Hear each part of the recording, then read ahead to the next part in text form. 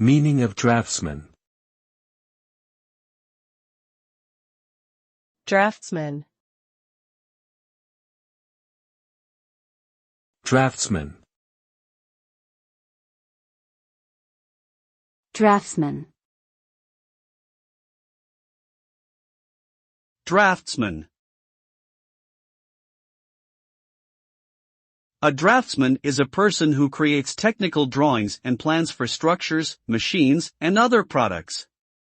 They use specialized software, tools, and instruments to create detailed and accurate drawings that are used in the manufacturing and construction process. Draftsmen must have knowledge of engineering principles and materials, as well as an understanding of manufacturing processes and design standards. The result of their work is a set of drawings that can be used by engineers, architects, and builders to bring products and structures to life.